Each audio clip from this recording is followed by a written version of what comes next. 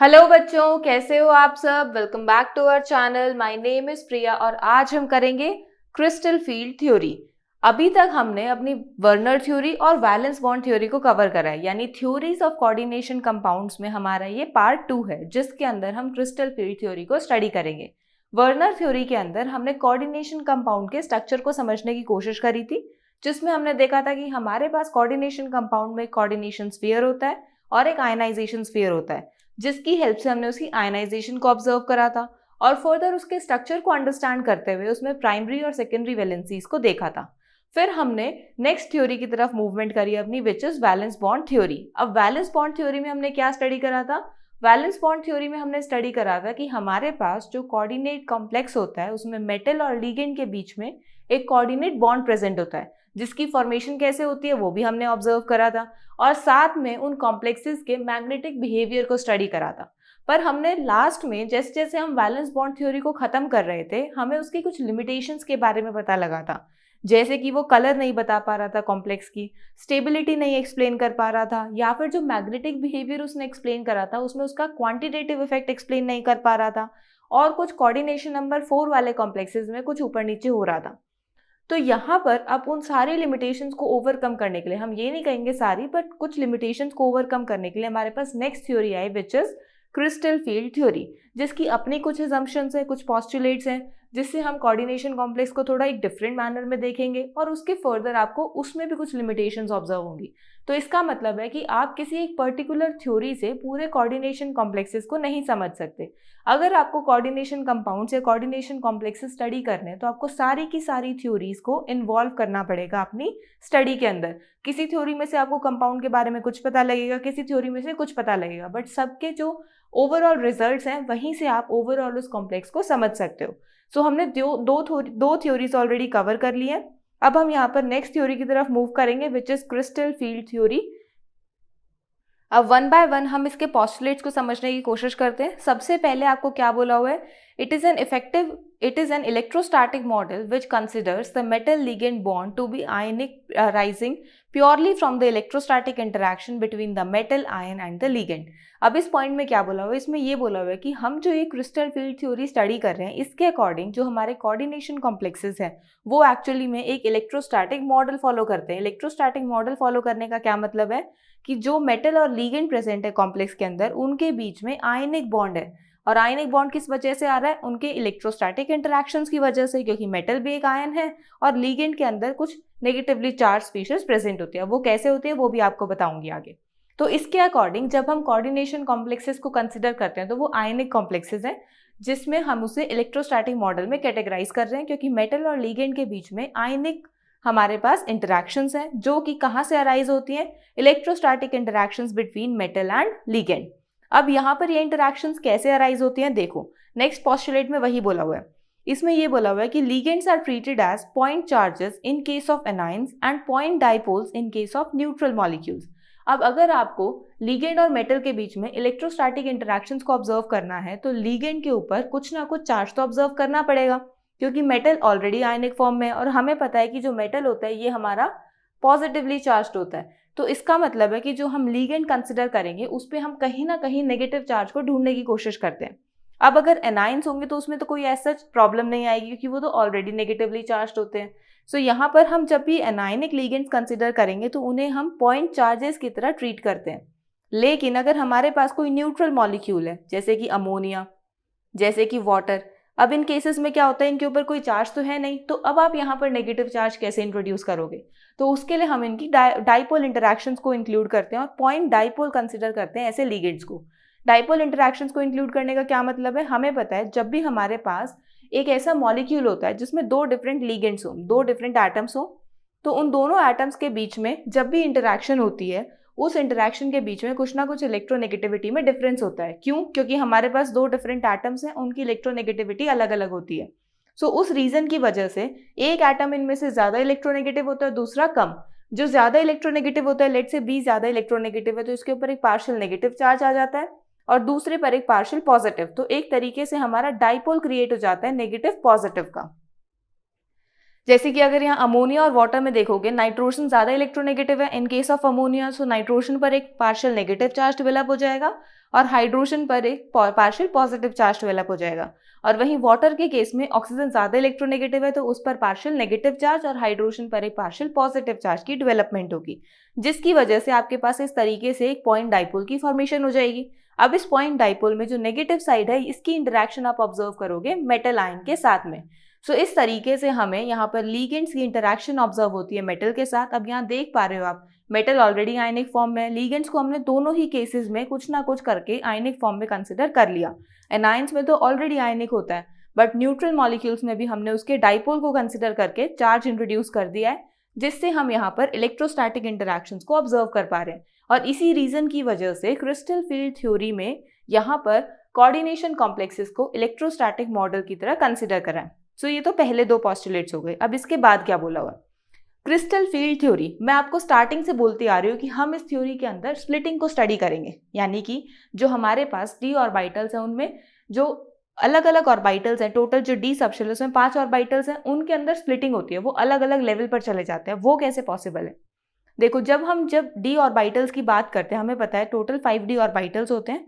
अगर हमने कोई आइसोलेटेड गैसियस मेटल या आयन कंसिडर करा है, आइसोलेटेड इन द सेंस कि वो किसी भी लिगेंड के साथ इंटरेक्शन शो नहीं कर रहा, अभी वो फ्री फॉर्म में है, have same energy that is they are degenerate. इसमें ये बोला हुआ है the 5d orbitals in an isolated gaseous metal और atom ion have same energy that is they are degenerate. Degenerate का मतलब है कि इनकी सबकी एनर्जी इक्वल है, यानी अभी आपके पास जो 5 ऑर्बिटल्स हैं डी के, वो एक सेम एनर्जी लेवल पर एग्जिस्ट कर रहे हैं। यानी जो आप इस तरीके से ड्रॉ करते थे ना 5 ऑर्बिटल्स को, इसका मतलब है कि ये अपनी सेम एनर्जी लेवल पर है। ये जो पांचों के पांचों ऑर्बिटल्स हैं एक ही एनर्जी पर है, क्योंकि यहाँ देखो अगर मैं इस तरीके से एनर्जी का लेवल बनाऊं तो ये सब एक ही लेवल पर है, जिसका मतलब है कि इनके अंदर अभी डीजेनरेसी प्रेजेंट है। लेकिन अगर इनको कोई लिगेंड अप्रोच करता है उस टाइम पर या तो डीजेनरेसी डिस्टर्ब हो जाती है या मेंटेन रहती है। यानी अब हमारे पास यहाँ से फर्दर 2 केसेस हो सकते हैं। एक केस में आपकी डीजेनरेसी मेंटेन रहेगी और दूसरे केस में इसकी जो डीजेनरेसी है ये डिस्टर्ब हो जाएगी। अब मेंटेन किस में रहती है और डिस्टर्ब किस में होती है, सो वो स्टडी करते हैं। The degeneracy is maintain if a spherically symmetrical field of negative charges surround the metal atom और आयन। इसमें यह बोला हुआ है कि अगर हमें इसकी डीजेनरेसी को, जो डी ऑर्बिटल्स की डीजेनरेसी है, उसे मेंटेन करना है तो spherically symmetrical field of negative charges को इंट्रोड्यूस करना पड़ेगा। यानी जो आप लिगेंड लेके आ रहे हो उनके अंदर स्फेरिकल सिमेट्री होनी चाहिए नेगेटिव चार्ज की, यानी वो पूरे के पूरे जो स्फीयर है उसमें इक्वली डिस्ट्रीब्यूटेड होना चाहिए। यानी एक तरीके से आप ये बोल सकते हो कि ये पूरा पूरा स्फीयर है जिसके अंदर ये जो नेगेटिव चार्ज है हर एक पार्ट में इक्वली डिस्ट्रीब्यूटेड है, हर एक एक्सिस में, चाहे आप उसे एक्स कंसिडर करो या वाई एक्सिस कंसिडर करो या जेड एक्सिस कंसिडर करो, तीनों ही एक्सिस में उसका जो नेगेटिव चार्ज है वो इक्वली डिस्ट्रीब्यूटेड है। अब इसके इक्वल डिस्ट्रीब्यूशन से क्या होगा, कैसे इसकी डीजेनरेसी मेंटेन रहेगी, उसके लिए आपको जो ये डी ऑर्बिटल्स हैं इनकी थोड़ी सी अंडरस्टैंडिंग होनी चाहिए। सो जब भी हम डी सबशेल की बात करते हैं तो उसमें हमें पता है कि 5 ऑर्बिटल्स होते हैं जिनका नेम है d x Y, D Y z, d x z, d x square minus y square and d z square. वैसे आपने ये जो डी ऑर्बिटल्स हैं इन्हें अपनी क्लास 11 पीरियोडिक क्लासिफिकेशन में स्टडी कर लिया होगा। अगर नहीं भी करा है तो मैं यहाँ पर आपको एक ब्रीफ इंट्रोडक्शन दे रही हूँ। यहाँ पर क्या, हमारे पास ये जो 5 ऑर्बिटल्स हैं इनके 5 डिफरेंट नेम्स होते हैं डिपेंडिंग अपॉन कि ये किस तरीके से अपनी प्रेजेंस शो करते हैं ऑर्बिटल्स की एक्सिस के अंदर। सो यहाँ पर मैंने हर एक जो ऑर्बिटल मैंने यहाँ पर नेम करा उनको ड्रॉ करा हुआ है। कैसे, देखो, अगर हम d x Y, D Y Z और डी एक्स जेड को कंसिडर करते हैं उस केस में आपको इन बिटवीन द एक्सिस में ऑर्बिटल्स की फॉर्मेशन अचीव होती है। यानी जो ये हमारा एक डी ऑर्बिटल है ये इस तरीके से एक्स और वाई एक्सिस के बीच में है, इसी तरीके से ये वाई और जेड एक्सिस के बीच में है और डी एक्स जेड एक्स और जेड एक्सिस के बीच में। लेकिन जब हम d x square minus y square और डी जेड स्क्वायर की बात करते हैं, इन केसेस में ये हमारे एक्सिस के ऊपर लाई करते हैं। X square minus y square में ये एक्स वाई एक्सिस पे लाई करते हैं और जेड स्क्वायर में ये जेड एक्सिस में लाई करते हैं। बट जेड स्क्वायर में थोड़ा सा डिफरेंस होता है। क्या डिफरेंस होता है, जो ऑर्बिटल जेड के ऊपर लाई करता है वो तो ठीक है, इसके साथ मैच कर रहा है कि स्क्वायर वाले जो हमारे पास ऑर्बिटल्स हैं उनमें एक्सिस पर लाई हमें ऑब्जर्व हो रही है ऑर्बिटल्स की अरेंजमेंट। बट यहाँ पर एक रिंग प्रेजेंट होती है। वो जो रिंग होती है ना, ये सारे के सारे एक्सिस में इस तरीके से घूम रही होती है। यानी एक तरीके से आप ये बोल सकते हो कि जैसे फॉर एग्जांपल ये एक पेन है, इस पेन के अराउंड इस तरीके से रिंग प्रेजेंट है, तो वो हर जगह प्रेजेंट है। सो यहाँ पर भी सिमिलर चीज हो रही है। तो ये हमारे पास हमारे पांचों ऑर्बिटल्स की शेप है। अब अगर आप इन शेप्स को ऑब्जर्व करोगे तो आपको क्या ऑब्जर्वेशन मिलती है, किसी ऑर्बिटल के अंदर तो वो in between the axis exist कर रहे हैं, कहीं पर वो ऑन द एक्सिस एग्जिस्ट कर रहे हैं। तो अगर मैं कोई ऐसा लिगेंड लेके आऊं जो हर एक एक्सिस के अंदर इक्वली वो अपनी फील्ड लगा रहा हो, यानी कि जब हम स्फेरिकल लिगेंड्स की बात करते हैं तो मैंने स्फेरिकल लिगेंड्स में आपको बताया था कि अगर हम किसी स्फेरिकल लिगेंड में x y z axis consider करते हैं, this is x, this is y and this is z, यहाँ पर जो आपका नेगेटिव चार्ज है इस लिगेंड में, ये पूरे के पूरे स्फीयर में इक्वली डिस्ट्रीब्यूटेड है, यानी एक्स एक्सिस में भी, वाई एक्सिस में भी और जेड एक्सिस में भी, जिसकी वजह से जब भी ये किसी भी अगर ऑर्बिटल को ऑब्जर्व या फिर अप्रोच करता है तो वहां पर क्या होता है, अगर वो जैसे लेट से यहाँ एक्स वाई ऑर्बिटल को अप्रोच कर रहा है तो एक्स और वाई जो दोनों के ये सारे के सारे ऑर्बिटल्स की शेप है, जितने भी हमारे पास ऑर्बिटल्स प्रेजेंट है इनको सिमिलर हमारी फील्ड ऑब्जर्व होगी।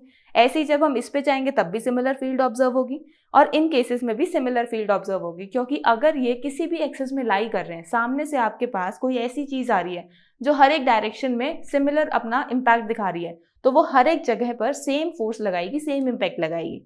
सो उस रीजन से हम बोलते हैं कि जब सारे के सारे ऑर्बिटल्स पर सिमिलर फील्ड का इफेक्ट आ रहा है तो उनके अंदर हमें स्प्लिटिंग ऑब्जर्व नहीं होती, उनकी डीजनरेसी मेंटेन रहती है। उनमें बस ये होता है कि जैसे ही लिगेंड अप्रोच करता है इन सारे ऑर्बिटल्स को, उनकी थोड़ी सी एनर्जी रेज हो जाती है। क्यों? क्योंकि ये जो लिगेंड्स हैं, जो ऑर्बिटल्स हैं, इन ऑर्बिटल्स में क्या इलेक्ट्रॉन्स प्रेजेंट है और लिगेंड में क्या है, इनमें भी इलेक्ट्रॉन्स प्रेजेंट है। सो इलेक्ट्रॉन जैसे ही पास में आते हैं उनमें रिपल्शन होती है और रिपल्शन की वजह से एनर्जी रेज हो जाती है। इस वजह से जो डी ऑर्बिटल्स हैं वो थोड़े से अपने लेवल को इंक्रीज कर देते हैं, बट रहते वो अभी भी एक साथ एक ही पोजीशन पर हैं क्योंकि उनकी डीजनरेसी मेंटेन्ड है।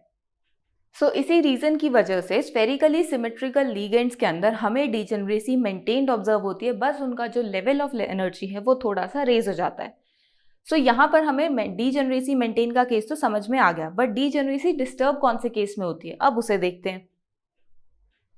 When this negative field is due to ligands, either anions or neutral molecules in a complex, it becomes asymmetrical and the degeneracy of d orbital is lifted, which results in splitting of d orbitals. अब यहाँ पर क्या बोला है, यहाँ पर जो disturbance है डीजनरेसी के अंदर उसको एक्सप्लेन करा है। कैसे? देखो, अगर हम स्फेरिकली सिमेट्रिकल लिगेंड्स की जगह कोई और लिगेंड्स लेकर आए जिसमें आप कोई भी एनाइन भी कंसिडर कर सकते हो, न्यूट्रल मॉलिक्यूल भी कंसिडर कर सकते हो, लेट से आपने अमोनिया कंसिडर कर लिया या फिर आपने वाटर कंसिडर कर लिया या फिर कोई हेलोजन कंसिडर कर लिया, उन केसेस में क्या होता है, वो जो लिगेंड्स है वो खुद ही असिमेट्रिकल होते हैं और उसकी वजह से वो कॉम्प्लेक्स के अंदर जो डी ऑर्बिटल्स प्रेजेंट है उनकी स्प्लिटिंग करवाने लग जाते हैं। कैसे? जैसे वो उन्हें अप्रोच करेंगे उनकी एनर्जी रेज होगी और उस वजह से उनके अंदर स्प्लिटिंग हो जाएगी। अब आप ये क्वेश्चन अराइज करोगे कि मैम स्फेरिकली सिमेट्रिकल में तो कोई स्प्लिटिंग नहीं हुई, लेकिन यहाँ स्प्लिटिंग हो रही है, हो तो दोनों में एनर्जी रेज रहा है, पर क्या डिफरेंस आ रहा है? देखो, जब हमने स्फेरिकल सिमेट्री को ऑब्जर्व करा था तो उसमें क्या हो रहा था कि आपके पास जितनी भी एक्सिस हैं एक्स वाई जेड, तीनों एक्सिस पर इस स्फीयर का बिल्कुल इक्वल इंपैक्ट आ रहा है। लेकिन जब हम असिमेट्रिक लिगेंड कंसिडर करते हैं तो असिमेट्रिक लिगेंड का क्या मतलब होता है कि वो खुद ही सिमेट्रिक नहीं है, तो उस केस में या तो वो in between the axis approach करता है या फिर ऑन द एक्सिस अप्रोच करता है। सो जब वो in between the axis approach करेगा तो ऐसे ऑर्बिटल्स को इफेक्ट करेगा जो इन बिटवीन प्रेजेंट है, क्योंकि इन बिटवीन द एक्सिस अप्रोच का क्या मतलब है कि आपके पास ये एक्सिस है, यहाँ पर आपके पास ऑर्बिटल है। अब इस ऑर्बिटल में अगर मान लो आपका लिगेंड यहाँ से इन बिटवीन ही अप्रोच कर रहा है तो वो बिल्कुल इस इन बिटवीन एक्सिस वाले के सामने आ रहा है।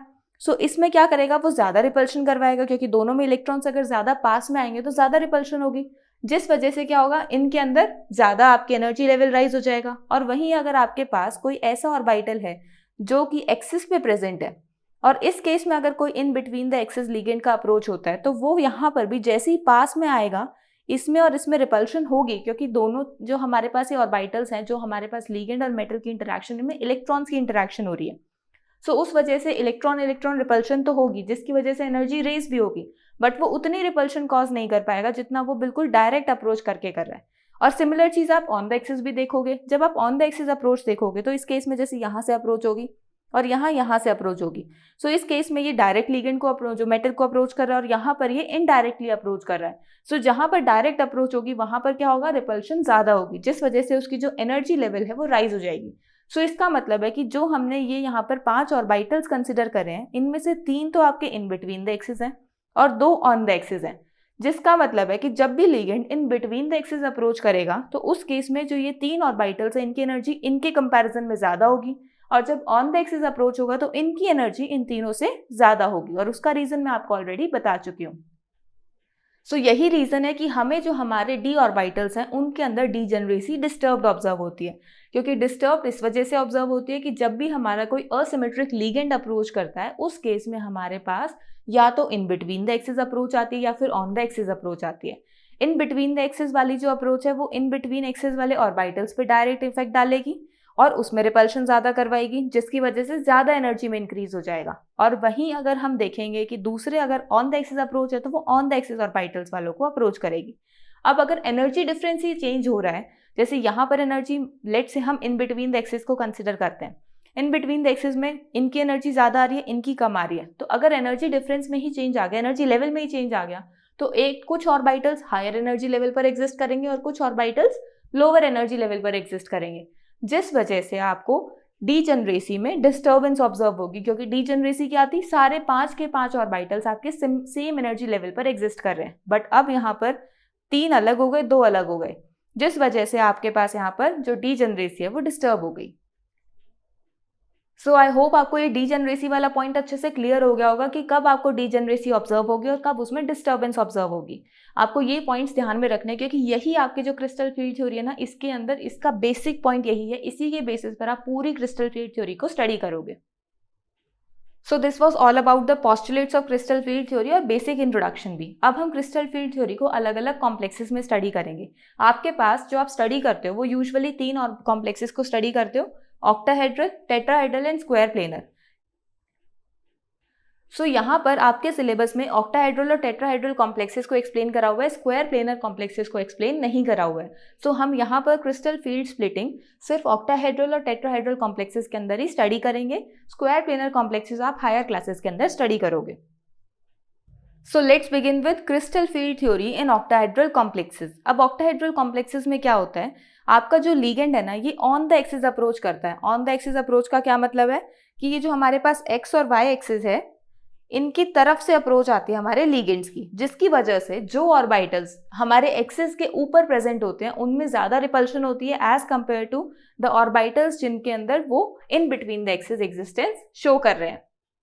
तो यहाँ पर एक तरीके से आप ये बोल सकते हो कि हमारे पास जो हमारा डी सबशेल है उसके अंदर होता है d x Y, D Y Z and D x z, और साथ में d x square minus y square and d z square. ये हमारे पास टोटल 5 ऑर्बिटल्स हैं, जिसमें से हमें पता है कि ये जो 3 ऑर्बिटल्स हैं ये इन बिटवीन द एक्सिस हमारे एग्जिस्ट करते हैं, और ये जो 2 ऑर्बिटल्स हैं ये ऑन द एक्सिस एग्जिस्ट करते हैं।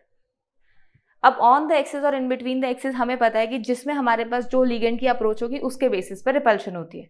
ऑक्टाहेड्रल केसेस में हमारे pass on the axis approach होती है। ऑन द एक्सिस अप्रोच का मतलब है कि यहाँ पर आपके पास ज्यादा रिपल्शन होगी, मोर रिपल्शन। ज्यादा रिपल्शन क्यों होगी, क्योंकि हमारा जो लीगेंड है वो ऑन द एक्सिस अप्रोच कर रहा है। ऑन द एक्सिस अप्रोच का मतलब है कि वो डायरेक्टली इन लीगेंड्स को, इन ऑर्बिटल्स को अचीव कर रहा है, या फिर आप कह सकते हो अप्रोच कर रहा है।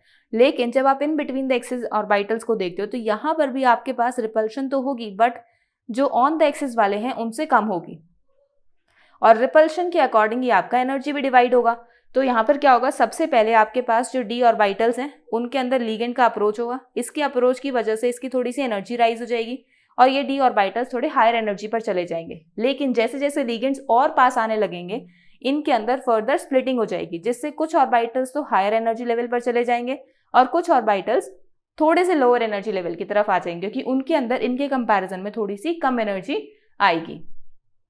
सो यहाँ से आपको एक चीज तो क्लियर हो गई कि जब तक कोई लीगेंड अप्रोच नहीं करेगा किसी डी ऑर्बिटल को तब तक आपके पास डी ऑर्बिटल्स में स्प्लिटिंग नहीं होगी।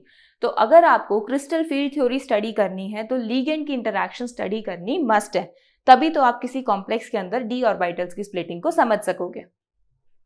सो यहाँ पर क्या होता है, आपके पास ये डी ऑर्बिटल पहले फ्री मेटल आयन में है, जैसे ही कोई लीगेंड इनको अप्रोच करेगा, लीगेंड जैसे ही अप्रोच करेगा इसकी जो एनर्जी है वो थोड़ी सी राइज हो जाएगी। मैंने एनर्जी लेवल बनाया है, एनर्जी थोड़ी राइज हो गई, जिससे आपके पास जो डी ऑर्बिटल है हायर एनर्जी लेवल पर मूव कर गए, बट अभी भी इनकी जो डीजेनरेसी है वो मेंटेन्ड है। लेकिन जैसे ही लीगेंड्स की अप्रोच थोड़ी क्लोज होगी उस केस में क्या होगा, इन डी ऑर्बिटल्स की स्प्लिटिंग हो जाएगी, और स्प्लिटिंग होने से हमारे पास ये जो ऑर्बिटल्स हैं 2 सेट्स ऑफ ऑर्बिटल्स में डिवाइड हो जाएंगे, जिसमें से हमारे d x square minus y square और डी जेड स्क्वायर जो on the axis existence show कर रहे हैं वो हायर एनर्जी लेवल पर चले जाएंगे, और d x Y, Y Z और डी जेड एक्स वाले थोड़े लोअर एनर्जी लेवल पर आ जाएंगे। और ऐसे हमारे पास दो डिफरेंट सेट ऑफ ऑर्बिटल्स आ जाएंगे। सो इस तरीके से जो हमारे पास डी ऑर्बिटल्स में स्प्लिटिंग होती है, ये स्प्लिटिंग आपको ऑब्जर्व होगी आपके ऑक्टाहेड्रल कॉम्प्लेक्सेस में। अब ये आपको सिर्फ स्प्लिटिंग इतनी ही नहीं समझनी है, आपको इस डायग्राम को भी अच्छे से समझना है, क्योंकि इसके ऊपर भी क्वेश्चंस आते हैं। इसमें देखो क्या होता है, सबसे पहले आपके पास यहाँ पर एक सेंट्रल लाइन होती है जिसे आप बोलते हो बेरी सेंटर। इस बेरी सेंटर में आपके पास ये जो ओवरऑल डिस्ट्रीब्यूशन होता है, ओवरऑल जो आपके पास ये एनर्जी गैप है, इसे आप रिप्रेजेंट करते हो डेल्टा ओ से, जिसमें डेल्टा के आपके पास चेंज इन एनर्जी और ओ है आपके पास ऑक्टाहेड्रल, यानी ये जो डेल्टा ओ है ये एनर्जी गैप है फॉर ऑक्टाहेड्रल कॉम्प्लेक्सेस। इसके बाद आपको यहाँ पर इन पर्टिकुलर एनर्जी गैप्स को भी समझना होगा। इन पर्टिकुलर एनर्जी गैप्स को देखो, ये वाला जो एनर्जी गैप है ये पॉजिटिव में आएगा और ये एनर्जी गैप आपका नेगेटिव में आएगा। इसको आप ऐसे समझ सकते हो, ये थोड़ा सा ऊपर की तरफ जाता है इस वजह से पॉजिटिव, ये नीचे की तरफ आ रहा है तो नेगेटिव, क्योंकि ये अपनी एक एनर्जी से हायर एनर्जी पे जा रहा है और ये लोअर एनर्जी पे आ रहा है। लोअर में तो कुछ ना कुछ सब्ट्रैक्ट होकर आएगा, हायर में कुछ ना कुछ ऐड होकर आएगा। अब जब आप इनके एनर्जीज को कैलकुलेट करते हो ना, उसमें देखो यहाँ पर टोटल कितने हैं, 2 ऑर्बिटल्स, और टोटल ऑर्बिटल्स कितने में से स्प्लिटिंग हुई है, 5 में से। तो इसको आप कैसे बोलोगे, इसके ऑपोजिट वाला कंसिडर करोगे। ऑपोजिट वाला मीन्स कि जो नीचे ऑर्बिटल्स है ना उसके बेसिस पर, तो यहाँ पर हो जाएगा इसका 3/5 डेल्टा ओ, यानी यहाँ पर जो इसकी एनर्जी है ये आएगी 3/5 ऑफ डेल्टा ओ और इसकी एनर्जी आएगी -2/5 ऑफ डेल्टा ओ। यानी यहाँ पर आपको जब भी एनर्जी आपको कैलकुलेट करनी है तो ऑपोजिट वाले ऑर्बिटल्स को कंसिडर करना है। इस तरीके से आप यहाँ पर रिस्पेक्टिव जो इनकी स्प्लिटिंग एनर्जी उसे कैलकुलेट कर सकते हो। अब मैंने यहाँ पर ये स्प्लिटिंग करके दिखा दी, इनकी एनर्जी बता दी, बट मैंने अभी तक इन ऑर्बिटल्स को सेट्स को नेम नहीं करा है। ऑर्बिटल्स को तो नेम कर दिया बट सेट्स को नेम नहीं करा है। सो जो हमारे नीचे वाले D x Y, Y Z और डी जेड एक्स हैं, इन सेट्स को हम बोलते हैं T2G ऑर्बिटल्स और ऊपर वाले सेट्स को हम बोलते हैं EG ऑर्बिटल्स। अब ये T2G और EG स्प्लिटिंग हम ऑलरेडी डी हमारे जो ट्रांजिशन एलिमेंट्स है, डी ब्लॉक एलिमेंट्स हैं, उनके अंदर देख चुके हैं, बट हमने तब ये नहीं देखा था कि स्प्लिटिंग किस रीजन की वजह से होती है। आज मैंने आपको स्प्लिटिंग का रीजन बताया है।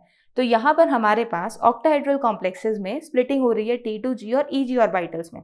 अब आपको ये ध्यान रखना है कि ये जो ऑर्बिटल्स का सेट है ना, इन्हें T2 और E होते हैं। ये G हम यहाँ पर ऑक्टाहेड्रल कॉम्प्लेक्सेस की वजह से लगा रहे हैं।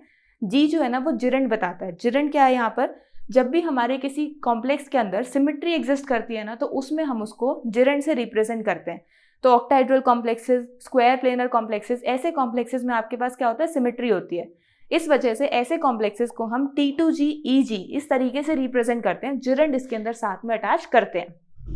और इनकी सिमेट्री कैसे प्रेजेंट होती है वो ऑलरेडी हम अपने प्रीवियस लेक्चर्स के अंदर कवर कर चुके हैं। So this is your splitting of D orbitals in case of octahedral complexes. अब यहाँ पर ये क्या हो रहा है, एक क्रिस्टल के अंदर स्प्लिटिंग हो रही है, या फिर आप एक तरीके से बोल सकते हो कि हमारा जो क्रिस्टल है या जो मेटल है उसके अंदर जो डीजेनरेट ऑर्बिटल्स थे उनके अंदर लिगेंड की अप्रोच की वजह से कुछ ना कुछ स्प्लिटिंग हो रही है, उनकी ज्योमेट्री में डिस्टर्बेंस आ रही है, वो किसी पर्टिकुलर ज्योमेट्री को ऑब्टेन कर रहे हैं, अचीव कर रहे हैं। तो ऐसी स्प्लिटिंग को हम बोलते हैं क्रिस्टल फील्ड स्प्लिटिंग, और इस थ्योरी को हम बोलेंगे क्रिस्टल फील्ड थ्योरी या फिर क्रिस्टल फील्ड स्प्लिटिंग थ्योरी। अब यहाँ पर आप सिर्फ इसी को एनर्जी को ऐसे मेंशन ही नहीं करोगे। एनर्जी को मेंशन करने का मतलब है कि आपने यहाँ पर कुछ कैलकुलेशंस भी करनी है, और वो कैलकुलेशन क्या है, आपसे क्वेश्चन पूछा जा सकता है कि आप इसकी CFSE कैलकुलेट करो। CFSE क्या होती है, क्रिस्टल फील्ड स्प्लिटिंग एनर्जी। अब ये आप कैसे कैलकुलेट करोगे, इन ऑर्बिटल्स की हेल्प से करोगे। कैसे करोगे, जब आप इसमें कुछ इलेक्ट्रॉन्स की फिलिंग करोगे तो इलेक्ट्रॉन्स की प्रेजेंस आएगी यहाँ पर, तो उन इलेक्ट्रॉन्स को आपको इन एनर्जी के साथ यूज करना है। कैसे, सबसे पहले T2G के -2/5 डेल्टा O और T2G के इलेक्ट्रॉन्स कंसिडर करने हैं, प्लस 3/5 ऑफ डेल्टा O और यहाँ पर EG के इलेक्ट्रॉन्स को कंसिडर करना है। जैसे फॉर एग्जाम्पल अगर आपने कोई D3 केस कंसिडर करा, अब जब भी इलेक्ट्रॉन्स की यहाँ फिलिंग करोगे तो आपको ध्यान रखना है पहले नीचे वाले ऑर्बिटल्स फिल करने हैं और फिर ऊपर वालों की तरफ जाना है। पर नीचे भी देखो आपने 3 फिल करने हैं, 1 2 3। अब फोर्थ ऑर्बिटल, उसके पास 2 चांसेस आ जाते हैं, या तो नीचे जाए या ऊपर जाए। सो वो 2 केसेस को अभी हम स्टडी करेंगे। अभी बस आप इतना ध्यान रखो कि अभी यहाँ पर हम पहले इनको फिल करते हैं फिर ऊपर की तरफ मूव करते हैं। तो अभी हम D3 कंसिडर करते हैं क्योंकि उसमें हमें कोई कंफ्यूजन नहीं कैसे फिलिंग करनी है। 3 इलेक्ट्रॉन्स को मैंने यहाँ फिल कर दिया। जब मैं 3 इलेक्ट्रॉन्स को यहाँ फिल कर रही हूँ तो इसकी CFSE की वैल्यू क्या आएगी, -2/5 डेल्टा O। T2G में हमारे 3 इलेक्ट्रॉन्स हैं, प्लस 3/5 डेल्टा O और EG में हमारे 0 इलेक्ट्रॉन्स हैं। तो यहाँ पर आपके पास -6/5 डेल्टा O आ जाएगी इसकी CFSE की वैल्यू। इस तरीके से आप यहाँ पर किसी भी कॉम्प्लेक्स के अंदर क्रिस्टल फील्ड स्प्लिटिंग एनर्जी को कैलकुलेट कर सकते हो। क्वेश्चन अराइजेस कि मैम आपने CFSE कैलकुलेट करना तो बता दिया, पर ये तो बताया ही नहीं कि हम CFSE कैलकुलेट क्यों कर रहे हैं।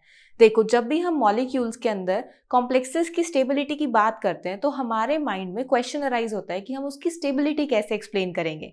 क्योंकि जब हम वैलेंस बॉन्ड थ्योरी को स्टडी कर रहे थे तो उसके अंदर हमारे पास लिमिटेशन थी कि ये कॉम्प्लेक्स की स्टेबिलिटी को एक्सप्लेन नहीं कर पा रहा था। उसमें उसकी थर्मोडायनेमिक और काइनेटिक स्टेबिलिटीज इंक्लूडेड होती हैं, उन्हें उसने एक्सप्लेन नहीं करा।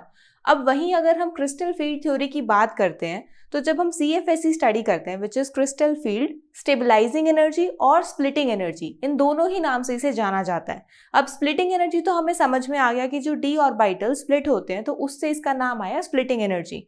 बट अब हम इसे स्टेबलाइजिंग एनर्जी क्यों बोल रहे हैं? क्योंकि जो CFSE है ये मॉलिक्यूल की स्टेबिलिटी को भी डिसाइड करता है। यानी कि अगर आपके पास जो मॉलिक्यूल की crystal field splitting energy known है तो आप मॉलिक्यूल की स्टेबिलिटी एक्सप्लेन कर सकते हो। तो जब आपके पास CFSE की वैल्यू ज़्यादा होगी तो उसका मतलब है कि आपका जो मॉलिक्यूल है वो स्टेबल साइड पर है, और अगर उसकी CFSE की वैल्यू कम होगी तो विच मीन्स इसकी जो कॉम्प्लेक्स की स्टेबिलिटी है वो लोअर साइड पर है। अब ये CFSE किस तरीके से मॉलिक्यूल की स्टेबिलिटी को डिसाइड करता है, उसके लिए अलग अलग फैक्टर्स हैं हमारे पास, बहुत अलग अलग फैक्टर्स है। कभी मेटल का चार्ज डिसाइड करता है, कभी लिगेंड की स्ट्रेंथ डिसाइड करती है, उसके अंदर हम CFSE को भी इंक्लूड करते हैं। अलग अलग फैक्टर्स हैं जो कि मॉलिक्यूल की स्टेबिलिटी को एक्सप्लेन करता है, जिसमें से एक फैक्टर आपके पास CFSE है, जिसके अंदर हमें ये पता लगा कि अगर CFSE की वैल्यू ज़्यादा होगी तो मॉलिक्यूल स्टेबल होगा, अगर CFSE की वैल्यू लो होगी तो मॉलिक्यूल अनस्टेबल होगा। तो उसी के अकॉर्डिंग ये भी बोल सकते हो आप, हायर स्टेबिलिटी मीन्स उस कॉम्प्लेक्स के अंदर थर्मोडायनेमिक और काइनेटिक स्टेबिलिटी एग्जिस्ट करती है। तो एक तरीके से आप ये बोल सकते हो कि क्रिस्टल फील्ड थ्योरी ने VBT की थ्योरी को एक तरीके से एक स्टेप फॉरवर्ड मूव करके समझाया है, जिसमें वो उसकी लिमिटेशन को ओवरकम कर गया है। यहाँ पर इसने एक लिमिटेशन ओवरकम कर ली है VBT की। अब यहाँ पर मैं आपको बार बार बोल रही हूँ कि लिगेंड की अप्रोच की वजह से स्प्लिटिंग हो रही है, लिगेंड की अप्रोच की वजह से स्प्लिटिंग हो रही है। तो यहाँ पर ये लिगेंड किस तरीके से अप्रोच कर रहा है, ऐसे कौन से लिगेंड्स है जिनकी वजह से स्प्लिटिंग हो रही है। और इसी स्प्लिटिंग की वजह से हमने वैलेंस बॉन्ड थ्योरी में ये नहीं देखा था कि पहले 3 इलेक्ट्रॉन्स उसके बाद ही पेयरिंग शुरू होगी। उसका आंसर भी यही मिलेगा आपको।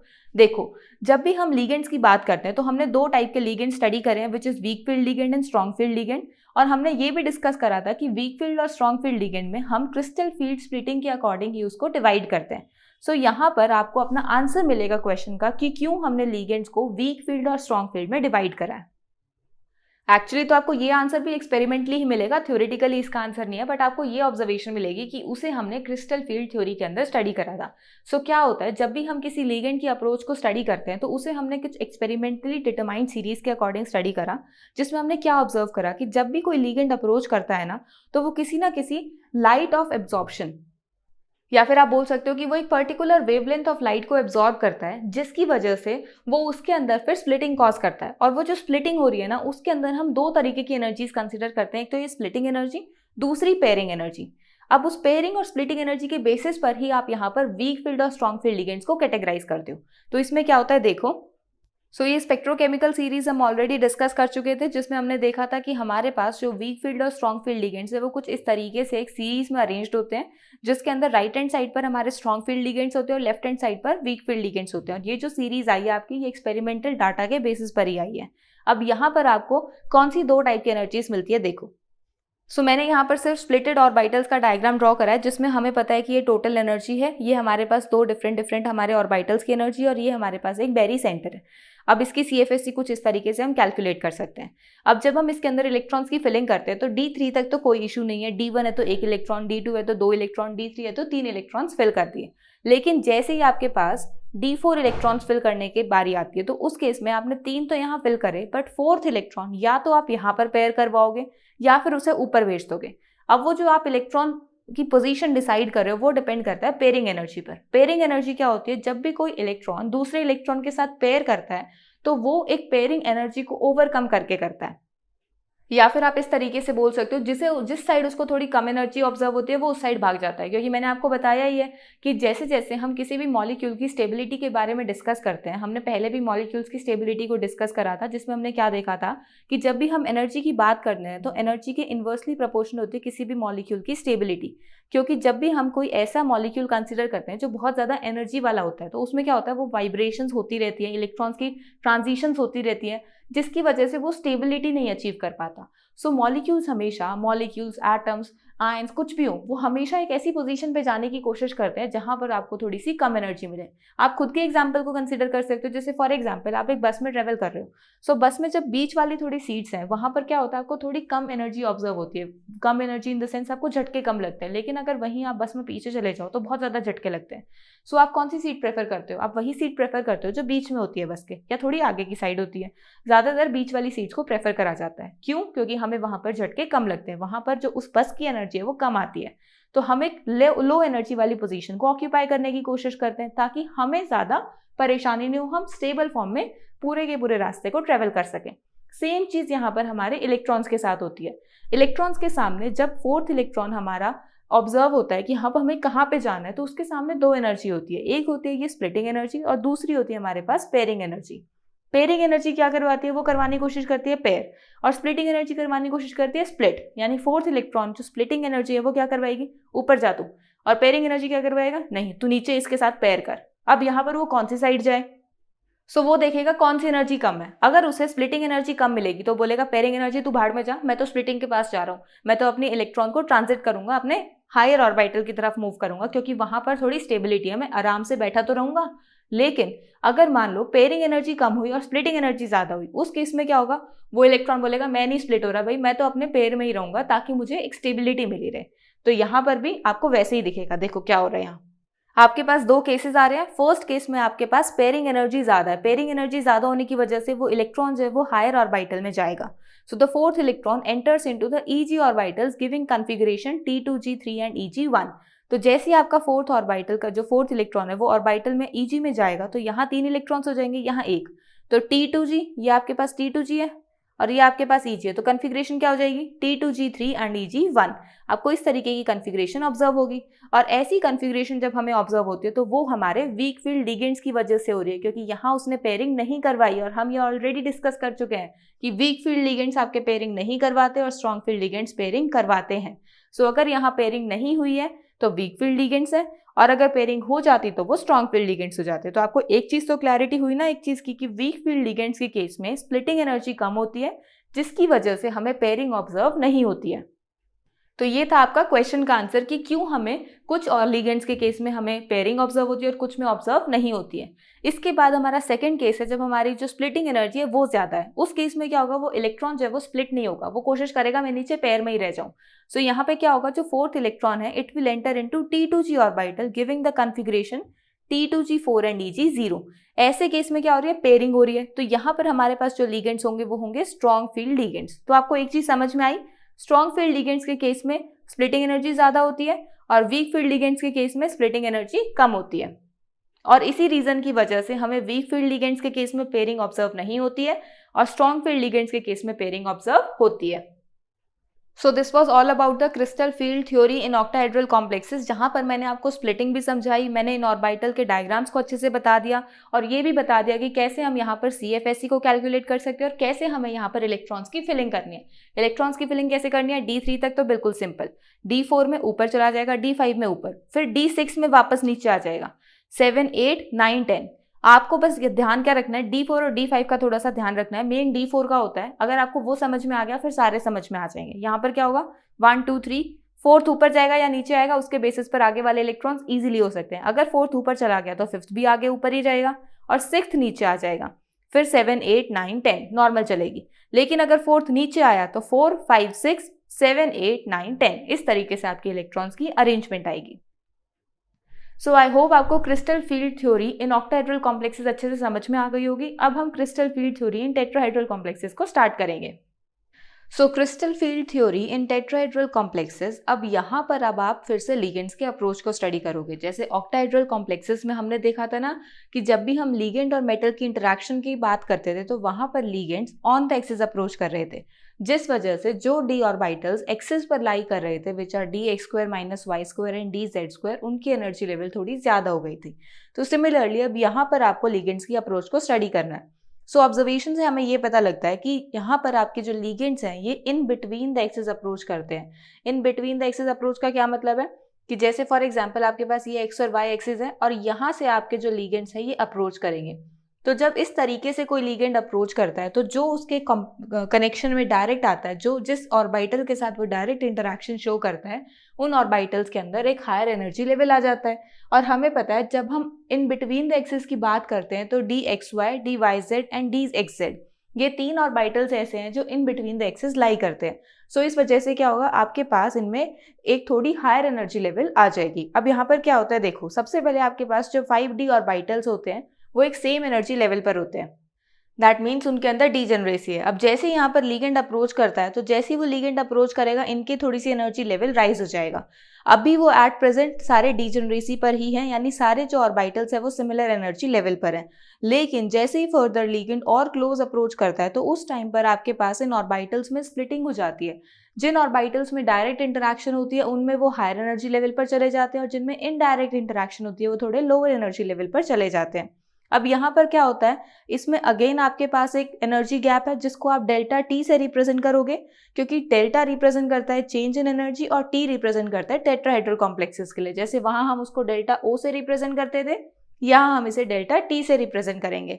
और डेल्टा टी और डेल्टा ओ यानी crystal field splitting energy for tetrahedral complexes and for octahedral complexes, इनके बीच में रिलेशन क्या होगा, delta T is equals to 4/9 of delta O. यानी कि जब आप टेट्राहेड्रल कॉम्प्लेक्सेस को ऑक्टाहेड्रल कॉम्प्लेक्सेस से कंपेयर करोगे तो उसमें जो स्प्लिटिंग एनर्जी गैप है वो 4/9 टाइम्स है ऑक्टाहेड्रल कॉम्प्लेक्सेस का।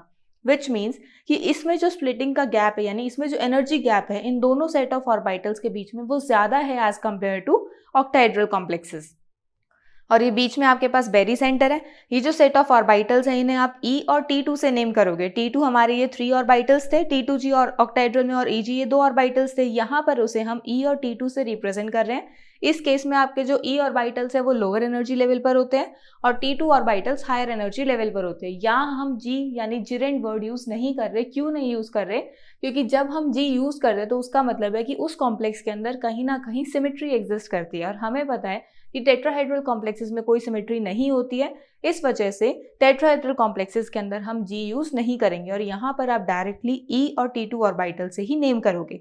अब यहाँ पर अगेन अगर आपको इनका एनर्जी गैप कैलकुलेट करना होगा, यानी CFSE कैलकुलेट करनी होगी, तो उसके लिए आपके पास नीचे 2 ऑर्बिटल्स हैं, तो इसको आप लोगे -3/5 डेल्टा टी और इसके लिए आप लोगे 2/5 डेल्टा टी। तो यहाँ से जब आप इसकी CFSE कैलकुलेट करोगे, CFSE की वैल्यू क्या आएगी, -3/5 delta T into E electrons plus 2/5 delta T into T2 electrons. So इस तरीके से आप टेट्राहेड्रल कॉम्प्लेक्सेस की CFSE कैलकुलेट कर सकते हो। So this was the splitting diagram for tetrahedral complexes. अब यहाँ आपको टेट्राहेड्रल और ऑक्टाहेड्रल कॉम्प्लेक्सेस के बीच में थोड़ा सा डिफरेंस समझना होगा। यानी जो हम ये CFT क्रिस्टल फील्ड थ्योरी समझ रहे हैं दोनों कॉम्प्लेक्सेस के लिए, इसमें डिफरेंस क्या है। एक तो हमारा कोऑर्डिनेशन नंबर का डिफरेंस है कि हमारे जो ऑक्टाहेड्रल कॉम्प्लेक्सेस है उसमें कोऑर्डिनेशन नंबर 6 है और टेट्राहेड्रल कॉम्प्लेक्सेस में कोऑर्डिनेशन नंबर 4 है। स्प्लिटिंग का कॉन्सेप्ट दोनों में बिल्कुल सेम है कि किस तरीके से स्प्लिटिंग हो रही है, किस रीजन की वजह से स्प्लिटिंग हो रही है, तो हमारे पास वो कॉन्सेप्ट बिल्कुल सेम है। बस जो आपके स्प्लिटिंग होने के बाद जो ऑर्बिटल्स का सेट है वो थोड़ा सा रिवर्स होके आता है। अब यहाँ पर क्या होता है, जो आपके पास ये स्प्लिटिंग गैप है यानी जो एनर्जी गैप है इन ऑर्बिटल्स के बीच में, इतना सफिशिएंट नहीं है कि ये उसको पेयरिंग को रोक सके, इलेक्ट्रॉन के ट्रांजिशन को रोक सके। इसका क्या मतलब है कि जब भी यहाँ पर आप इलेक्ट्रॉन्स की फिलिंग करोगे तो उस केस में आप ऐसे नहीं सोचोगे कि 2 इलेक्ट्रॉन्स यहाँ फिल कर दिए तो थर्ड इलेक्ट्रॉन यहाँ पेयर करवाना है या ऊपर की तरफ शिफ्ट करना है, क्योंकि टेट्राहेड्रल कॉम्प्लेक्सेस में आपको हमेशा हाई स्पिन कॉम्प्लेक्सेस यानी आउटर ऑर्बिटल कॉम्प्लेक्सेस ऑब्जर्व होते हैं। क्योंकि यहाँ पर जो हमारे पास इसका एनर्जी गैप है वो पेयरिंग एनर्जी के कंपैरिजन में, जब हम उसे कंपेयर करते हैं पेयरिंग एनर्जी से, हमने क्या समझा था कि जब भी हम पेयरिंग और एनर्जी गैप को कंपेयर करते हैं तो जो कम होता है उसके कॉरेस्पॉन्डिंग हमारे इलेक्ट्रॉन की फिलिंग होती है। जैसे अगर फॉर एग्जांपल पेयरिंग एनर्जी कम है तो इलेक्ट्रॉन पेयर कर जाता है, अगर स्प्लिटिंग एनर्जी कम होती है तो उस केस में इलेक्ट्रॉन ऊपर नेक्स्ट हायर ऑर्बिटल में शिफ्ट हो जाता है। तो यहाँ पर आपके पास जो ये स्प्लिटिंग एनर्जी है या फिर जो एनर्जी गैप है, ये जो पेयरिंग एनर्जी है उसके साथ अगर आप कंपेयर करते हो तो उसमें आपके पास जो एनर्जी गैप है ये स्प्लिटिंग वाला ये कम होता है, जिसकी वजह से आपको हमेशा इलेक्ट्रॉन्स के अंदर इस तरीके से ट्रांजिशन ऑब्जर्व होती है। तो यहाँ पर आप जब इलेक्ट्रॉन्स की फिलिंग करोगे तो उस केस में यहाँ 1 2 3 4, 5 और उसके बाद पेयरिंग शुरू करोगे, यानी आपके पास यहाँ पर हमेशा आउटर ऑर्बिटल कॉम्प्लेक्स की फॉर्मेशन होगी। यहाँ स्ट्रॉन्ग फील्ड और वीक फील्ड लिगेंड्स का नेचर ऑब्जर्व नहीं होगा, यानी यहाँ पर एक्सेप्शन है। इस एक्सेप्शन में क्या है कि आपके पास जब भी आप टेट्राहेड्रल कॉम्प्लेक्सेस की फॉर्मेशन करोगे उस केस में आपको स्ट्रॉन्ग फील्ड और वीक फील्ड कॉम्प्लेक्सेस को एक साथ कंसिडर नहीं करना है। जबकि जब हमने अगर वैलेंस बॉन्ड थ्योरी की बात करते हैं तो उस केस में हमने कोऑर्डिनेशन नंबर 4 को दो अलग अलग हाइब्रिडाइजेशंस में डिवाइड करा था, जिसके अकॉर्डिंग हमने दो ज्योमेट्रीज डिसाइड करी थी और उन दो ज्योमेट्रीज का डिसीजन हमने लिगेंड के नेचर के बेसिस पर लिया था। बट यहाँ पर वो decision crystal field splitting energy के बेसिस पर होता है। यहाँ टेट्राहेड्रल कॉम्प्लेक्सेस में इस तरीके से स्प्लिटिंग होती है।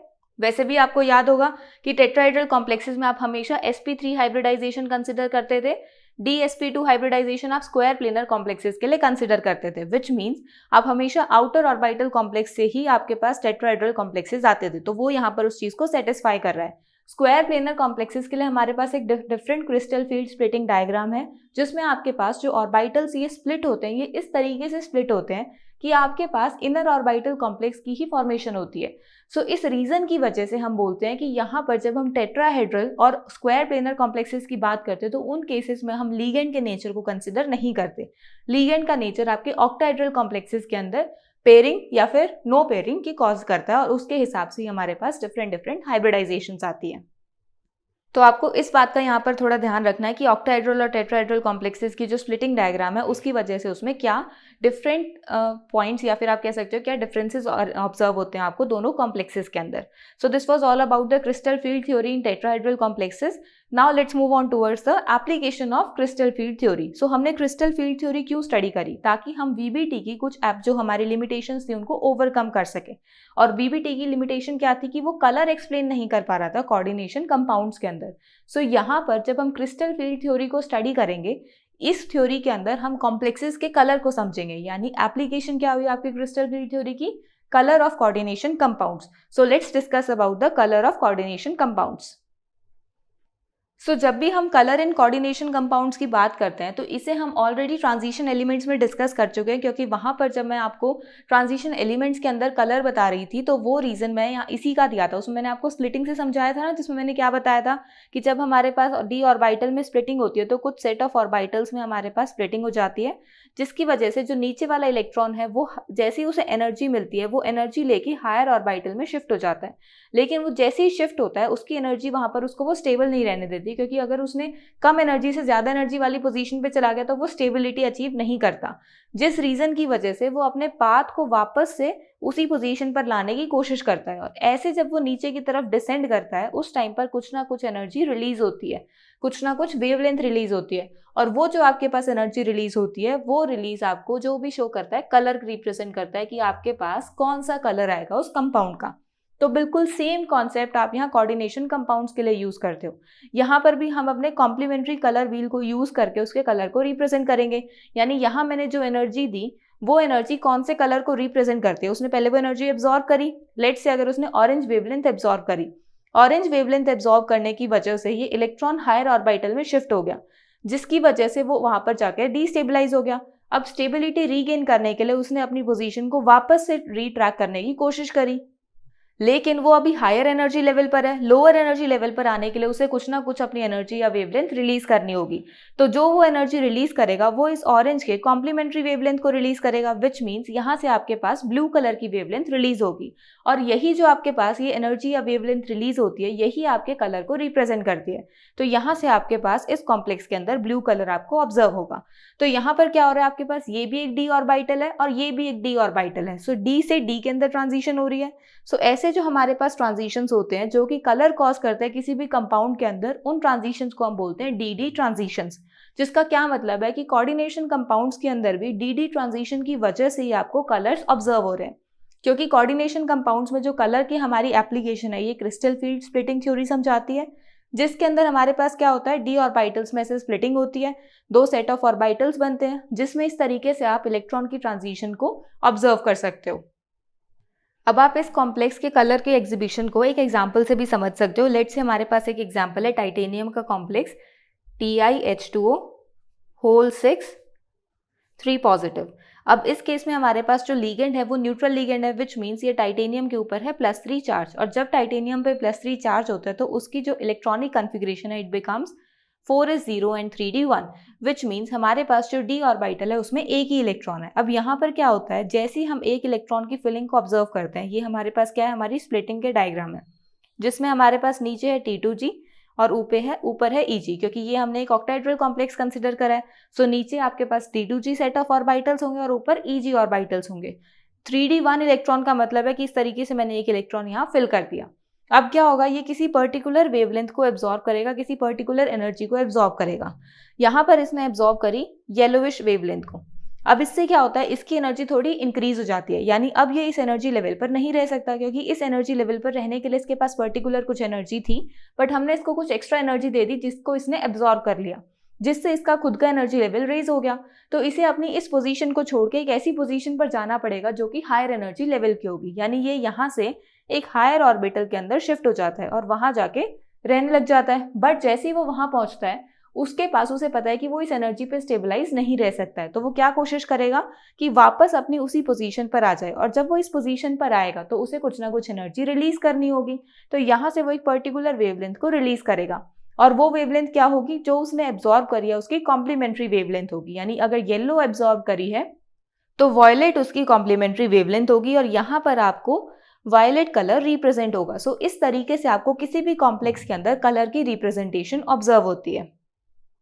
अब आपको यहाँ पर एक बात का और ध्यान रखना है, जब भी आप यहाँ पर इलेक्ट्रॉन्स की ट्रांजिशन को ऑब्जर्व करोगे तो वो ट्रांजिशन सिर्फ और सिर्फ आपके अनपेयर्ड इलेक्ट्रॉन्स के अंदर ही हो सकती है। यानी अगर आपके पास कोई ऐसा कॉम्प्लेक्स है जिसमें आपके पास स्ट्रॉन्ग फील्ड लिगेंड लगाओ। स्ट्रॉन्ग फील्ड लिगेंड का क्या मतलब होता है कि वो पेयरिंग करवा देता है, यानी जो मेटल आपने यूज करा है वो मेटल अभी फ्री फॉर्म में तो अनपेयर्ड इलेक्ट्रॉन्स उसके अंदर हैं, लेकिन जैसे ही उसके अंदर कोई स्ट्रॉन्ग फील्ड लिगेंड आ जाता है तो वो क्या करवा देता है, पेयरिंग करवा देता है, जिसकी वजह से अब इलेक्ट्रॉन सारे के सारे पेयर हो जाते हैं।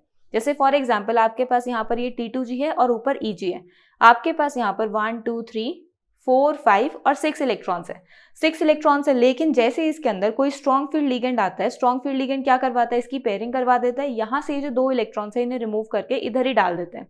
अब जब आप इसको हायर एनर्जी लेवल प्रोवाइड करोगे, यानी एक एनर्जी प्रोवाइड करोगे जिसे ये एब्जॉर्ब करे, तो आपको ऑब्जर्व होना चाहिए कि ये इलेक्ट्रॉन्स ऊपर शिफ्ट हो जाएं, लेकिन आपको एज सच कोई भी शिफ्टिंग ऑब्जर्व नहीं होती है। उसका क्या रीजन है, क्योंकि जब भी आपके पास पेयर्ड होते हैं इलेक्ट्रॉन्स, उनमें इस तरीके से आपको एब्जॉर्प्शन और इसका जो डी एक्साइटेशन और एक्साइटेशन वाला प्रोसेस है ये ऑब्जर्व नहीं होता है। ये सिर्फ और सिर्फ आपको अनपेयर्ड इलेक्ट्रॉन्स में ही ऑब्जर्व होता है। तो आपको इस बात का और ध्यान रखना है कि अगर अनपेयर्ड इलेक्ट्रॉन्स होंगे तभी वो कोऑर्डिनेशन कंपाउंड जो है आपका कलर एग्जिबिट करेगा। प्लस अगर आपको कलर एग्जिबिशन किसी कॉम्प्लेक्स के अंदर ऑब्जर्व हो रही है तो उस कॉम्प्लेक्स के अंदर अगर कोई लिगेंड प्रेजेंट होगा तभी कलर होगा, वरना नहीं होगा। जैसे यहाँ पर अगर आप देखोगे टाइटेनियम के साथ अगर वाटर होगा तभी यहाँ पर इसका वायलेट कलर आपको रिप्रेजेंट होगा। अगर आपने इसका वाटर रिमूव कर दिया और सिर्फ टाइटेनियम कंसिडर करा, वाटर को अलग से कंसिडर करा, तो वो कॉम्प्लेक्स आपकी फॉर्मेशन में नहीं आया है, जिस वजह से आपके पास यहाँ पर स्प्लिटिंग ही नहीं होगी। और अगर स्प्लिटिंग ही नहीं हुई तो कोई डी ट्रांजिशन ही पॉसिबल नहीं है। डी ट्रांजिशन पॉसिबल नहीं है तो कोई कलर एग्जिबिट नहीं होगा।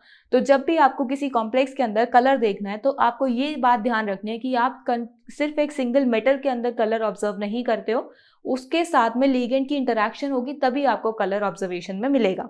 क्योंकि यहाँ पर जैसे फॉर एग्जाम्पल आप एक और एग्जाम्पल देख सकते हो, अगर मैंने CuSO4.5H2O कंसिडर करा, सो जब भी आप ये आपने नोटिस करा होगा, तो आपने लैब्स में काफ़ी ज़्यादा नोटिस करा होगा, कॉपर सल्फेट अगर आपके पास थोड़ा सा हाइड्रेटेड फॉर्म में होता है तो वो जैसे ही आप उसको पानी में मिलाते हो वो ब्लू कलर का हो जाता है। वैसे भी आपके बॉक्सेस में भी आपको कॉपर सल्फेट जो है ना वो ब्लू कलर का मिलता है, क्योंकि वो हाइड्रेटेड फॉर्म में होता है।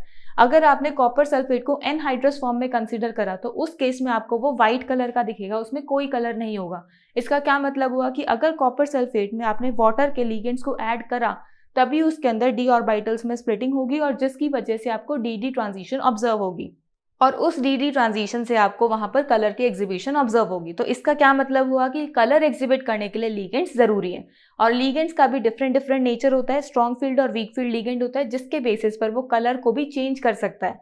अब ये कलर की चेंजिंग हमें कैसे ऑब्जर्व हुई, इसके लिए हमने एक एक्सपेरिमेंट को ऑब्जर्व करा, जिसमें आपके पास निकल का एक कॉम्प्लेक्स है। निकल का आपने वाटर के साथ कॉम्प्लेक्स कंसिडर करा है, जिसको आप कॉन्टिन्यूसली इथाइलिन डायमीन के साथ रिएक्ट करवा रहे हो किसी पर्टिकुलर रेशो में।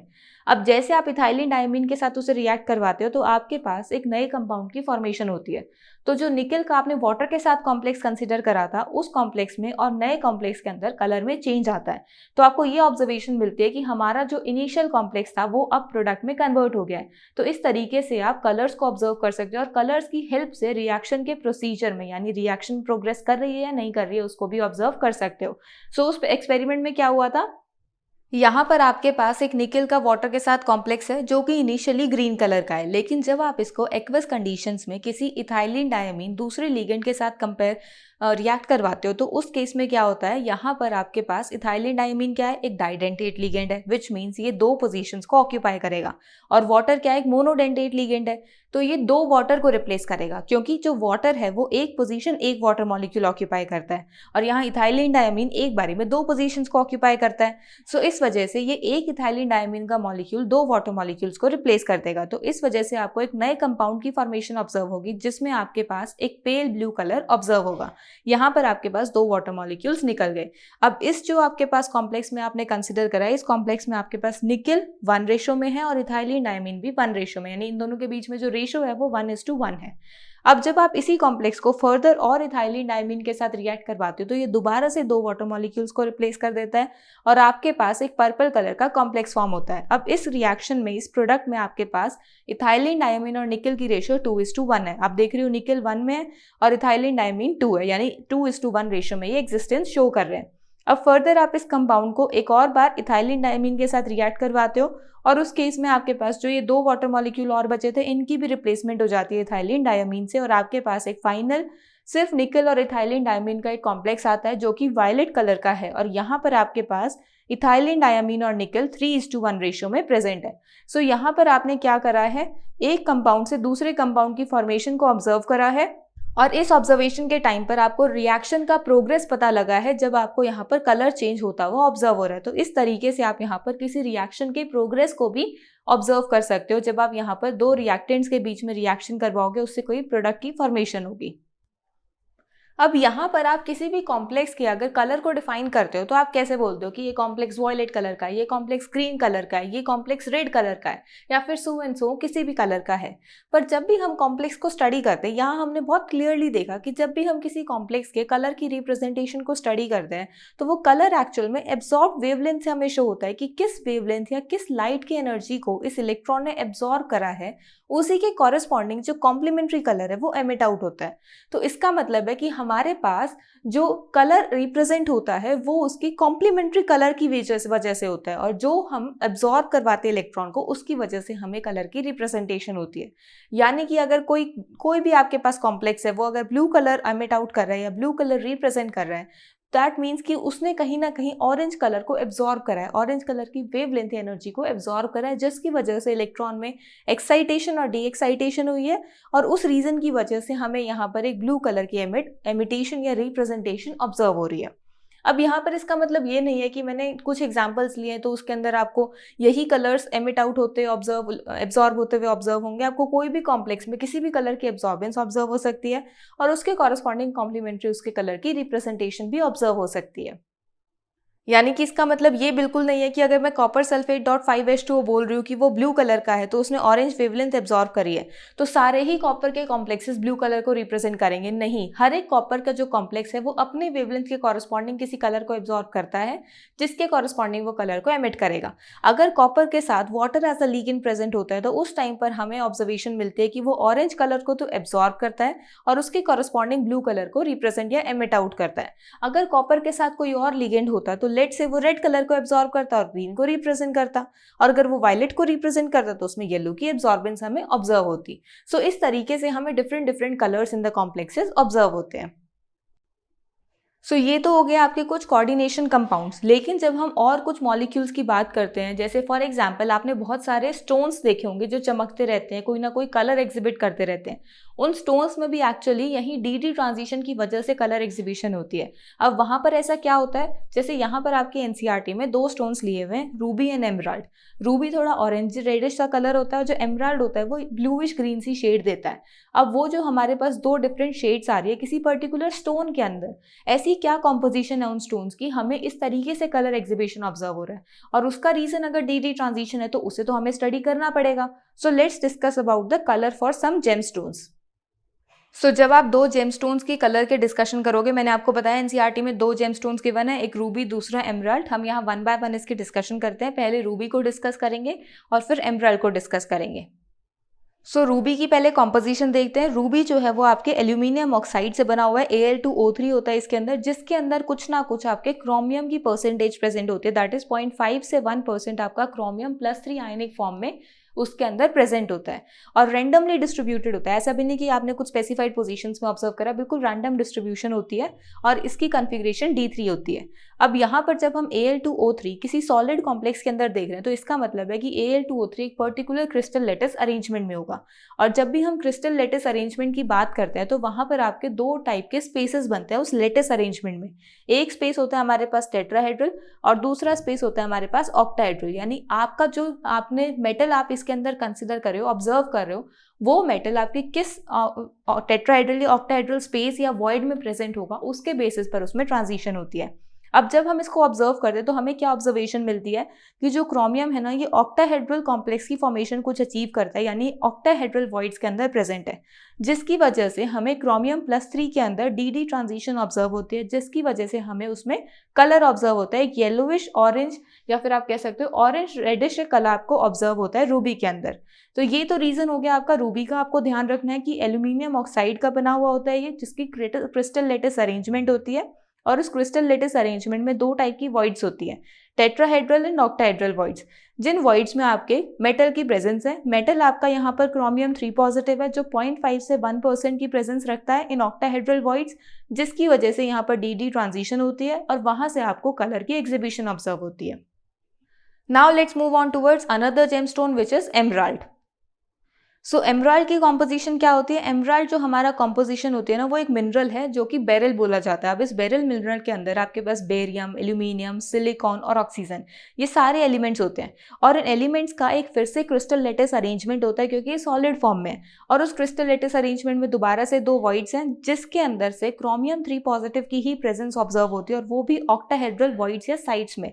और उस टाइम जब वो उसकी प्रेजेंस ऑब्जर्व करता है तो वहां पर क्या होगा, अगेन डी ट्रांजिशन होगी। डी ट्रांजिशन कैसे होती है? एक पर्टिकुलर वेवलेंथ को वो एब्जॉर्ब करता है, और यहाँ पर जो वो वेवलेंथ यानी जो बैंड एब्जॉर्ब करता है, उसे ये पता लगता है जब हम ऑब्जर्वेशन में देखते हैं कि जो रूबी में जो बैंड ऑब्जर्व हुआ था या वेवलेंथ एब्जॉर्ब हुई थी, उससे थोड़ी लॉन्गर वेवलेंथ की वो एब्जॉर्प्शन करता है, जिसको हम कह सकते हैं कि येलो रेड वेवलेंथ यहाँ पर एब्जॉर्ब हो रही है। यहाँ पर जो रिप्रेजेंट आपकी एग्जिबिट हो रही थी, ये वहां पर एब्जॉर्ब हो रही है, जिसकी वजह से आपके पास ब्लू ग्रीन सी शेड आती है एमराल्ड के अंदर। आपको दोनों में डिफरेंस समझ में आया? जब हम रूबी की बात करते हैं तो ये एल्यूमिनियम ऑक्साइड का बना हुआ है, जिसके अंदर कुछ ना कुछ क्रोमियम आयन प्रेजेंट है। वो क्रोमियम आयन रैंडमली डिस्ट्रीब्यूटेड है ऑक्टाहेड्रल वॉइड्स में, क्योंकि इसकी क्रिस्टल लेटिस अरेंजमेंट है। क्योंकि जब भी हम क्रिस्टल लेटिस अरेंजमेंट की बात करते हैं तो वहां पर दो टाइप की वॉइड्स आपकी हमेशा होंगी, ये ध्यान रखनी है। और ये जो आपके पास ऑक्टाहेड्रल कॉम्प्लेक्सेस हैं, इनके अंदर क्या होता है, डी ट्रांजिशन होती है, क्योंकि वो पर्टिकुलर वेवलेंथ ऑफ लाइट को एब्जॉर्ब करती है, और जब वो वहां पर डी एक्साइटेशन होती है तो उस केस में कोई ना कोई कलर की वेवलेंथ आपकी रिलीज होती है, जिससे आपके पास एक कलर की एग्जिबिशन आती है। और वहीं अगर हम एमराल्ड को डिस्कस करते हैं तो एमराल्ड में आपके पास कॉम्पोजिशन में एक मिनरल बेरिल होता है, जिसके अंदर आपके पास बेरिलियम, एल्यूमिनियम, सिलिकॉन, ऑक्सीजन, ये सारे के सारे एलिमेंट्स होते हैं, और उन एलिमेंट्स के साथ साथ आपके पास क्रोमियम आयन की भी प्रेजेंस होती है, जो अगेन आपके पास ऑक्टाहेड्रल साइट्स में प्रेजेंट है, जिसमें फिर से आपके पास कोई ना कोई वेवलेंथ एब्जॉर्ब होगी। बट यहाँ पर जो वेवलेंथ एब्जॉर्ब होती है वो रूबी वाली वेवलेंथ से थोड़ी लॉन्गर वेवलेंथ होती है। येलो ग्रीन वेवलेंथ आप एब्जॉर्ब करते हो, येलो रेड वेवलेंथ एब्जॉर्ब करी जाती है, और ब्लू ग्रीन सी जो शेड है वो एमिट आउट होती है, जिससे हमें क्या रिप्रेजेंटेशन मिलती है कि एमराल्ड की जो शेड है वो ब्लू ग्रीनिश शेड आपको ऑब्जर्व होती है। So this was all about the color of some gemstones. Now let's move on towards limitations of crystal field theory. क्योंकि अगर हमने देखा था कि क्रिस्टल फील्ड और वैलेंस बॉन्ड थ्योरी के अलावा और भी थ्योरीज एग्जिस्टेंस में है कोऑर्डिनेशन कंपाउंड्स को एक्सप्लेन करने के लिए, तो इसका मतलब है कुछ ना कुछ हमारी जो लिमिटेशंस है वो क्रिस्टल फील्ड थ्योरी में भी लाई करती हैं। सो लेट्स सी कि उसमें क्या लिमिटेशंस हैं। सो यहाँ जब हम लिमिटेशंस देखते हैं तो उस केस में हमारे पास फर्स्ट लिमिटेशन क्या आती है, from the assumption that the ligands are point charges it follows that anionic ligand should exert the greatest splitting effect. अब यहाँ पर आपको क्या ऑब्जर्वेशन मिल रही है कि जब भी हम किसी लिगेंड को पॉइंट चार्ज कंसीडर करते हैं, पॉइंट चार्ज का क्या मतलब है कि हमारे पास जब हमने क्रिस्टल फील्ड थ्योरी की अजम्पशन स्टडी करी थी उसमें हमने बोला था कि अगर हमारे उसमें हमने स्टडी करा था इनफैक्ट कि अगर कोई अनायनिक या नेगेटिवली चार्ज लिगेंड होगा तो उसको हम पॉइंट चार्जेस की तरह कंसिडर करेंगे और कोई न्यूट्रल लिगेंड होगा तो उसे हम पॉइंट डाइपोल की तरह कंसिडर करेंगे। सो पॉइंट चार्ज का क्या मतलब होता है कि उसके पास कोई नेगेटिव चार्ज है, यानी उसमें बहुत ज्यादा इलेक्ट्रॉन्स हैं। और अगर हम उसकी इंटरैक्शन मेटल के साथ बात कर रहे हैं तो मेटल में हम इंटरैक्शंस किसके साथ ऑब्जर्व करते हैं, ऑर्बिटल्स के साथ, और उन ऑर्बिटल्स में ऑलरेडी इलेक्ट्रॉन्स होते हैं। तो इसका क्या मतलब है कि जब हम किसी इलेक्ट्रॉन वाले ऑर्बिटल की किसी नेगेटिवली चार्ज लिगेंड के साथ इंटरैक्शन को ऑब्जर्व करते हैं जो कि ऑलरेडी काफी हाई इलेक्ट्रॉन रिच कंपाउंड है, सो उस केस में हमें यहाँ पर रिपल्शन काफी ज्यादा मिलनी चाहिए। और रिपल्शन ज्यादा मिलने का मतलब है कि उसमें स्प्लिटिंग काफी ज्यादा होनी चाहिए, और स्प्लिटिंग ज्यादा होने की वजह से इसके बीच में जो स्प्लिटिंग एनर्जी गैप है यानी डेल्टा की जो रिप्रेजेंटेशन है ये काफी ज्यादा होनी चाहिए, और हमेशा हमारे जो इलेक्ट्रॉन्स हैं वो पेयर करने चाहिए। बट जब हम इन नेगेटिवली चार्ज लिगेंड्स को अपनी स्पेक्ट्रोकेमिकल सीरीज के अंदर ऑब्जर्व करते हैं तो ज्यादातर नेगेटिवली चार्ज लिगेंड्स आपको यहाँ पर लेफ्ट हैंड साइड पर मिलेंगे। यहाँ पर आपको यूजुअली जो आपके लिगेंड्स है वो न्यूट्रल लिगेंड्स मिलेंगे। यहाँ देखो आपके पास सारे नेगेटिवली चार्ज लिगेंड्स हैं, और ये सारे लिगेंड्स कौन से हैं, weak field ligands. Weak field ligands का क्या होता है कि जो स्प्लिटिंग एनर्जी होती है वो उनके अंदर कम होती है पेयरिंग एनर्जी से, जिसकी वजह से वो उसके अंदर पेयरिंग नहीं करवा पाते और उन्हें हायर एनर्जी ऑर्बिटल के अंदर शिफ्ट कर देते हैं। बट अगर हम इसको कंसेप्चुअली स्टडी करें तो उस केस में हमें यहाँ पर काफी ज्यादा स्प्लिटिंग ऑब्जर्व होती है। तो ये इसकी एक लिमिटेशन है, इसको ये एक्सप्लेन नहीं कर पाया, इसने सिर्फ थ्योरेटिकली ऐसे बोल दिया कि ऐसे होता है और इसको लेकर ही चलना है। दूसरी लिमिटेशन क्या है, it does not takes into account the covalent character of bonding between the ligands and the central atom. अब यहाँ पर इसने लिगेंड और सेंट्रल एटम के बीच में कोवेलेंट कैरेक्टर को तो कंसिडर ही नहीं करा, इसने सिर्फ और सिर्फ ये बोल दिया कि लिगेंड और सेंट्रल एटम के बीच में आपके पास मेटेलिक बॉन्ड आयनिक बॉन्डिंग आती है। क्यों आती है, क्योंकि हमने उन्हें पॉइंट चार्जेस की तरह कंसीडर करा हुआ है। बट एक्चुअल में जब हम कोऑर्डिनेशन कंपाउंड्स को स्टार्ट करें तो उसमें हमने पहले ही बोला था कि जो कोऑर्डिनेट बॉन्ड की फॉर्मेशन होती है मेटल और लिगेंड के बीच में वो इलेक्ट्रॉन की शेयरिंग की वजह से होती है, और उसे हमने वैलेंस बॉन्ड थ्योरी के अंदर बहुत अच्छे से समझा भी था। तो इसका मतलब है कि कहीं ना कहीं यहाँ वैलेंस बॉन्ड थ्योरी थोड़ी चीज़ों को एक्सप्लेन कर पा रही है, और कहीं ना कहीं क्रिस्टल फील्ड अपनी जो उस कोवेलेंट कैरेक्टर वाले पार्ट से वो थोड़ा सा भटक रही है। तो इसका क्या मतलब है कि उसने इस चीज़ को भी प्रॉपर्ली आंसर नहीं करा, उसने सिर्फ इतना बोल दिया कि आयनिक इंटरेक्शंस होती हैं, उसने उसका रीजन दे दिया, बट कोवेलेंट क्यों नहीं होती उसने उसका रीजन नहीं दिया। तो इसका मतलब है कि हम फुल्ली इस तरीके से रिलाई नहीं कर सकते हो कि उसके अंदर सिर्फ और सिर्फ आयनिक इंटरेक्शंस प्रेजेंट है, क्योंकि अगर हम प्रॉपरली उसको आयनिक कंसिडर करेंगे तो आयनिक का मतलब क्या होता है कि वो तो पूरा टूट जाएगा। कोवेलेंट के केस में तो फिर भी हमें दिख रहा था कि हमारा जो कॉम्प्लेक्स था वो कोऑर्डिनेशन स्फीयर इंटैक्ट रह रहा था। सो यहाँ पर इस वजह से हमें इसकी एक लिमिटेशन और ऑब्जर्व होती है।